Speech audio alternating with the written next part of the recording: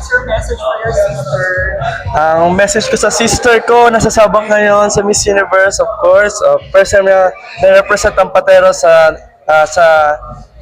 national stage. No? Gusto ko lang sa kanya is mag-enjoy siya.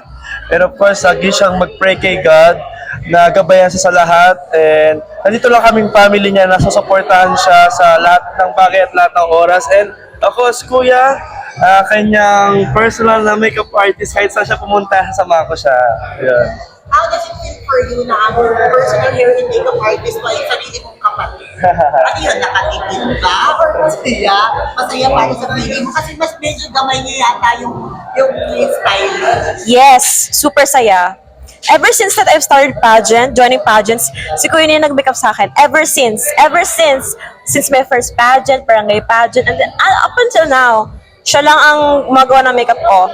And then, siya lang talaga nakakakilala sa mukha ko, like, anong bagay sa akin, what kind of eye makeup suits me, and my complexion, it's everything. He knows it very well, and I'm very thankful to have my kuya right here because he knows me very well, and he's always there to remind me that I need to be focused, grounded, and to always bring the best version of myself. Actually, I'd like to ask again kanina yung question ko na paano mo maiiwalay ngayon para mag-iba at magkaroon ka ng totoong pagkakataon na yung bilang previous sister ni Kenneth Marcelino?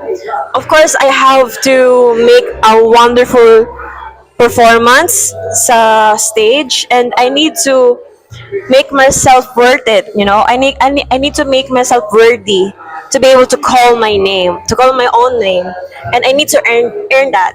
And with that, I am willing to do everything. I am willing to sacrifice everything just to have my own name. Not just little sister of Kuya, of course.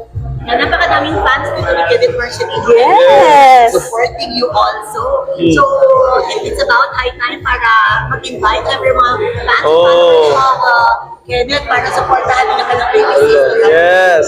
So, hello po again. Ako po si Kenneth Marcelino, your Mr. Cosmopolitan, first runner-up. So, mga nakakilala po sa akin as a pageant king and as a makeup artist and a model.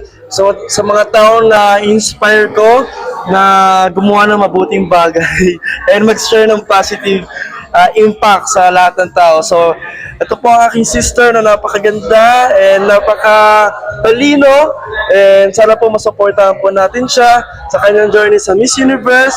Alam ko po na mag-start pa lang siya, pero alam ko na yung pag-start niya ngayon, soon tatapusin niya to ng may corona. Yun. God's grace. Thank you so much.